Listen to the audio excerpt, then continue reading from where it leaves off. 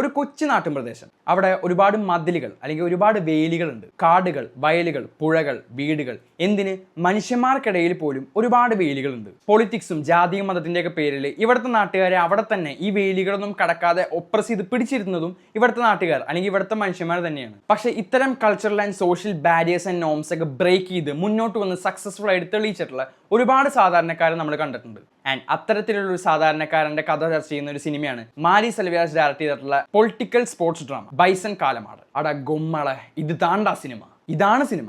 ഇത് വെറും ഒരു സ്പോർട്സ് ഡ്രാമ ഫിലിമല്ല, ഇത് മാരി സെൽവരാജിന്റെ ഒരു പൊളിറ്റിക്കൽ സ്റ്റേറ്റ്മെന്റ് ആണ്, അല്ലെങ്കിൽ his own vision of A sports drama film. It has A 3 hour long run time and ഇത് പ്രേക്ഷകരെ എല്ലാ മിനിറ്റും ആക്ഷൻ സീൻസും ഐറ്റം ഡാൻസ് ഒക്കെ കാണിച്ച് എന്റർടൈൻ ചെയ്ത് പിടിച്ചിരുന്നില്ല. But rather it showcase the raw nature of poverty and അതിനെ ഫൈറ്റ് ചെയ്ത് മുന്നോട്ട് കടന്നു വരുന്ന ഒരു വ്യക്തിയുടെ struggles in its most honest human and raw ഫോമിൽ മാരി സെൽവരാജ് എടുത്ത് കാണിച്ചിട്ടുണ്ട് ഈ ഒരു പടത്തിൽ. Definitely one of the best films I have seen this year. കൂടുതൽ ടൈം കളയാണ്ട് let's get into the positives first. ഒന്നാമത്തെ പോസിറ്റീവാണ് ഇതിലത്തെ പെർഫോമൻസസ്. ആൻഡ് ഈ ഒരു പടത്തിൽ എത്രയൊക്കെ നന്നായി ഉണ്ടെങ്കിലും ഈ ഒരു പടത്തിൽ അഭിനയിച്ചിട്ടുള്ള മെയിൻ കാസ്റ്റ് മുതൽ ജൂനിയർ ആർട്ടിസ്റ്റ് വരെ അവരുടെ പെർഫോമൻസ് അത്രയും മികച്ചതാക്കിയില്ലെങ്കിൽ this film would just fall flat. Dhruv Vikram, എന്റെ പൊന്നോ, എന്തൊരു അഭിനയ! ഒരുപാട് പരമസുന്ദരികളെ പോലെ വെറുതെ കഴിവില്ലാണ്ട് കയറി വന്നിട്ടുള്ള ഒരു നെപ്പോക്കിഡ് അല്ല. He's A star and he's an actor, he's A performer and അയാളുടെ കഴിവിന്റെ അങ്ങേയറ്റം ആൾ ഈ ഒരു പടത്തിൽ തെളിയിച്ച് കാണിച്ചിട്ടുണ്ട്. കിട്ടൻ എന്ന് പറഞ്ഞിട്ടുള്ള ഈ ഒരു കഥയിലത്തെ protagonist is not just a character. ഈ ഒപ്രസ്ഡ് ആയിട്ടുള്ള സമൂഹത്തിന്റെ ഒക്കെ ഒരു റെപ്രസെന്റേറ്റീവ് ആണ് അയാൾ.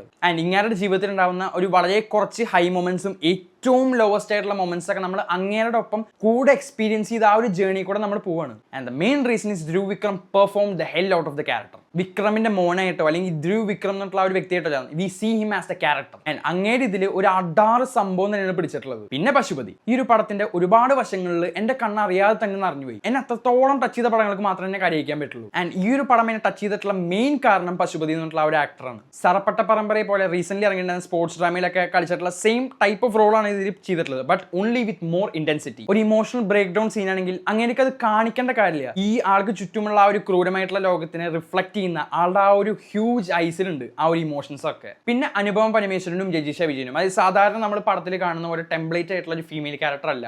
They have literal depth. അവരുടെ ആ ഒരു സമൂഹത്തിലെ ആ ഒരു സെക്ട് ഓഫ് പീപ്പിളിന്റെ നിസ്സഹായത, അവരുടെ ഹെൽപ്ലെസ്നെസ്സും അവരുടെ സ്ട്രഗിൾസും ട്രബിൾസ് ഒക്കെ ഇവർ നല്ല രീതിയിൽ തന്നെ പോർട്രേ ചെയ്തിട്ടുണ്ട്. പിന്നെ നമ്മുടെ ലാല്, നമ്മുടെ ഓടുംകുതിര ചാടുംകുതിരയിലൊക്കെ അങ്ങേര് പിടിച്ചിട്ടുള്ള ആ ഒരു ലൈൻ ഉണ്ടല്ലോ, ആ ഒരു കോമിക് ആയിട്ടുള്ള ലൈൻ, അതല്ല, എൻറ്റയർലി ഓപ്പോസിറ്റ് ആയിട്ടുള്ള ഒരു വില്ലൻ ഓറയാണ് അങ്ങേര് എംബോഡി ചെയ്തിട്ടുള്ളത്. അങ്ങേര് ഒരു വില്ലൻ ആണോ അല്ലേ എന്നൊക്കെ ഉള്ളത് നിങ്ങൾ ഈ ഒരു പടം കാണുമ്പോൾ മനസ്സിലാവും. പക്ഷേ he did that character really well. പിന്നെയാണ് അമീർ സുൽത്താൻ, നമ്മുടെ വടച്ചെന്നൈയിലെ മറ്റേ പുള്ളി. അങ്ങേര് ആ വടച്ചെന്നൈയിൽ പ്ലേ ചെയ്തിട്ടുള്ള സെയിം ക്യാരക്ടർ, അതായത് പാവപ്പെട്ട സമൂഹത്തിന്റെ റെപ്രസെന്റേറ്റീവ് ആയിട്ട് അവരുടെ ആ ഒരു വേലികളൊക്കെ കവച്ച് വന്നിട്ടുള്ള ഒരു ഗാങ്സ്റ്റർ, ആ ഒരു ക്യാരക്ടർ തന്നെ. പക്ഷേ അങ്ങനെ ഇതിൽ കൊണ്ടുവന്നിട്ടുള്ള ഒരു ഫ്രഷ്നെസ് ഉണ്ട്, അത് അയാൾക്ക് നല്ല രീതിയിൽ തന്നെ ചെയ്യാൻ പറ്റിയിട്ടുണ്ട്. ഇവർ മാത്രമല്ല, each and every performances of this film contribute to the heart of the story. ഈ ഒരു പടത്തിലെ വേറെ എന്ത് ഡിപ്പാർട്ട്മെന്റ്സ് ഇത്തിരി പാളിപ്പോയിരുന്നെങ്കിലും ഈ ഒരു പെർഫോമൻസ് ഇത്രയും മികച്ചതല്ലെങ്കിൽ it wouldn't have engrossed me in this 3 hour sports drama this much. രണ്ടാമത്തെ പോസിറ്റീവാണ് മാരി സെൽവരാജിന്റെ പൊളിറ്റിക്സ്. അതായത് അങ്ങേര് കൺസീവ് ചെയ്തിട്ടുള്ള ആ ഒരു സ്റ്റോറി, അങ്ങേര് എഴുതിയിട്ടുള്ള ആ ഒരു സ്ക്രീൻ പ്ലേ ആൻഡ് അങ്ങേര് അതിലൂടെ കൺവേ ചെയ്യാൻ ശ്രമിച്ചിട്ടുള്ള ആ ഒരു പൊളിറ്റിക്സ്. ഒരു നോർമൽ സ്പോർട്സ് ഡ്രാമയിനുപരി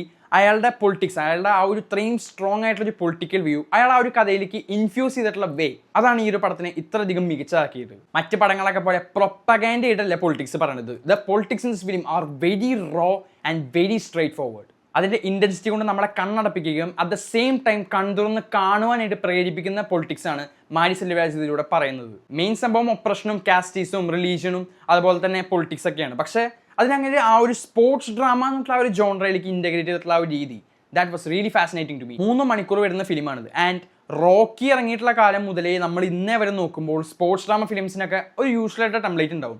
ഒരു ക്യാരക്ടർ ഇവിടെ ഉണ്ടാവും, ആ ക്യാരക്ടറിന്റെ ഫസ്റ്റ് സീൻ കണ്ടാൽ തന്നെ നമുക്ക് മനസ്സിലാവും ലാസ്റ്റ് അങ്ങേര് സക്സസ്ഫുൾ ആവും ഇല്ലയോ എന്നുള്ളത്. ഇതൊക്കെ നമ്മൾ അറിഞ്ഞിട്ടും from point A two point B അവരുടെ ജേർണി അറിഞ്ഞിരിക്കാനുള്ള ആ ഒരു ക്യൂരിയോസിറ്റി, ആ ഒരു ഓഡിയൻസിനുള്ളിൽ ഉണ്ടാവുന്ന ആ ഒരു impact, that's what counts in A sports drama film. And ആ ഒരു ഇമോഷൻ നല്ല രീതിയിൽ തന്നെ ഓഡിയൻസിനെ കണക്ട് ചെയ്യാനായിട്ട് പറ്റിയിട്ടുണ്ട്. അതുകൊണ്ട് തന്നെ ഇതിലത്തെ സ്റ്റോറിയും സ്ക്രീൻ പ്ലേയും മാരി സെൽവരാജിന്റെ പൊളിറ്റിക്സും they are very clear and very beautifully delivered. പിന്നെയാണ് ഇതിലത്തെ technical department. And each frame can be taken as a screenshot and put as a wallpaper. ഞാൻ ഈ റിവ്യൂ തുടങ്ങിയത് തന്നെ വേലികളെ കുറിച്ച് സംസാരിച്ചിട്ടാണ്. ആൻഡ് ഈ ഒരു പടത്തിലത്തെ എല്ലാ ഷോട്ട്സിലും വിഷ്വലി ഒരുപാട് മെറ്റഫോറിക്കൽ ആയിട്ടുള്ള ബോർഡേഴ്സ് അല്ലെങ്കിൽ വേലികളുണ്ട്, സ്പ്ലിറ്റ് പാർട്ടീഷൻസ് ഉണ്ട്. മാത്രമല്ല this film has a lot of visual storytelling and symbolism. Mari സെൽവരാജിന്റെ ആ ഒരു പൊളിറ്റിക്സ്, അങ്ങേരുടെ ആ ഒരു ബൈസൺ ഗോട്ട് കമ്പാരിസൺ, അങ്ങനത്തെ ഒരുപാട് സംഭവങ്ങളൊക്കെ വിഷ്വലി കൺവേ ചെയ്തിട്ടുണ്ട്. ആൻഡ് അതുകൊണ്ട് തന്നെ വിഷ്വൽസ് അത്രയധികം ഗംഭീരമായിരുന്നു. പിന്നെ നിവാസ് കെ പ്രസന്നയുടെ music, and that is the soul of this film. വെറുതെ കുറെ ഹൈപ്പായിട്ടുള്ള സോങ്സ് ഇറക്കുന്ന ട്രാഷ് ആയിട്ടുള്ള ആർട്ടിസ്റ്റുകളല്ല.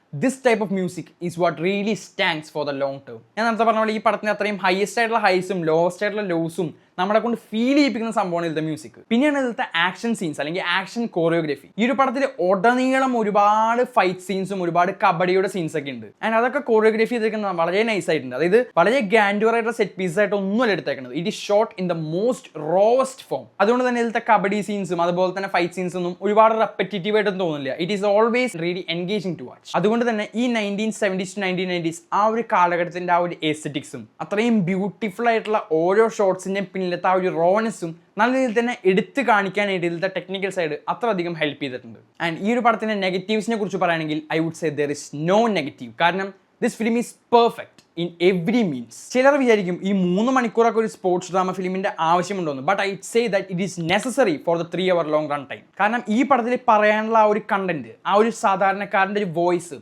അത്രത്തോളം സ്ട്രോങ് ആണ്, അത്രത്തോളം ബോൾഡാണ്. ആൻഡ് ആ ഒരു വോയിസിന് പറഞ്ഞു തീർക്കാൻ പറ്റുന്ന കാര്യങ്ങളൊക്കെ ഈ ഒരു 3 മണിക്കൂർ എടുത്ത് പറഞ്ഞു തീർത്തതിന് ഒരു കുഴപ്പമില്ല. വെറുതെ അൺനെസസറി ആയിട്ട് 3 മണിക്കൂറോളം നീട്ടി വിളിച്ച് കുറെ വയലൻസും കാണിച്ച് വെറുതെ ആൾക്കാരെ എന്റർടൈൻ ചെയ്ത് പിടിച്ചു നിർത്തുകയല്ല ഈ പടം ചെയ്യുന്നത്. This film is telling A story, it is making A statement. ഇതൊരു പക്ക ക്ലാസ് പടമാണ് that must be experienced, A voice that must be heard. അതുകൊണ്ട് തന്നെ ഈ ഒരു വർഷം ഞാൻ കണ്ടിട്ടുള്ള one of the best films ആയിട്ടാണ് ബൈസൺ കാലമാടൻ എനിക്ക് തോന്നിയിട്ടുള്ളത്. നിങ്ങൾ എഴുതി ഒപ്പിട്ട് വെച്ചോ, ഈ പടം ഒരിക്കലും അത്യാവശ്യം കളക്ഷനിലേക്ക് എത്തില്ല. കാരണം ആൾക്കാർക്ക് ഇതല്ല വേണ്ടത്, ആൾക്കാർക്ക് എന്റർടൈൻമെന്റ് ആണ് വേണ്ടത്. അതിന് ഡ്യൂഡ് എന്ന് പറഞ്ഞിട്ടുള്ള വേറെ പടങ്ങളൊക്കെ ഇറങ്ങിയിട്ടുണ്ട്, അതൊക്കെ നിങ്ങൾ വേണമെങ്കിൽ പോയി കണ്ടോ. പക്ഷേ this film is not just for entertainment, this is pure storytelling and pure cinema. ഒരു സിനിമ കണ്ടിട്ട് അതിന്റെ ആ ഒരു മെസ്സേജ്, ആ ഒരു കോർ നിങ്ങളുടെ ഒപ്പം അത്രയും നേരം സ്റ്റക്കായി നിൽക്കണമെങ്കിൽ, ഒരു സിനിമ കണ്ടിറങ്ങിയിട്ടുള്ള ഒരു ഫീൽ കിട്ടണമെങ്കിൽ I would encourage you to watch this film. ഇത്രയും പറഞ്ഞു നിർത്തുന്നു. Will catch you guys in the next video.